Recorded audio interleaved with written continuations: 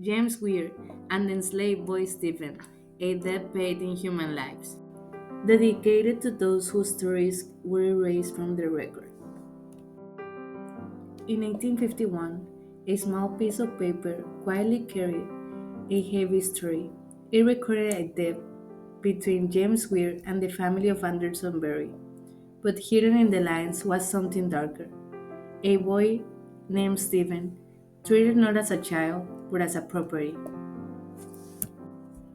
Benjamin and Jane Berry gave up all rights to their son estate, including the boy Stephen, to pay off a 6,000 debt owed to James Wire.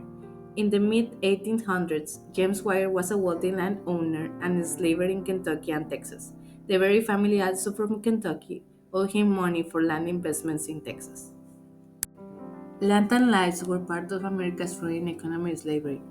Anderson Berry, the Berry's son, borrowed 6,000 from Wire, over $200,000 today. He died before repaying it. After Anderson's death, the court sold everything he owned. At a public auction, James Wire purchased most of Anderson's belongings, land, tools, and people, for 4,422. 23 enslaved people recorded under James Wire's name. Documents show that James Wire enslaved 23 people.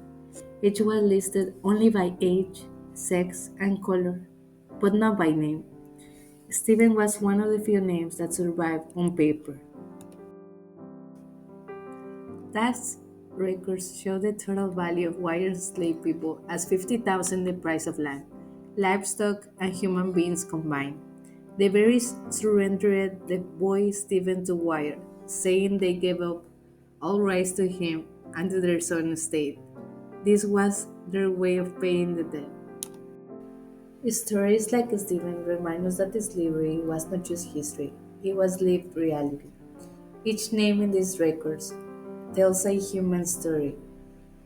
Stephen's life was reduced to property, his name almost lost, but the record helps us remember him.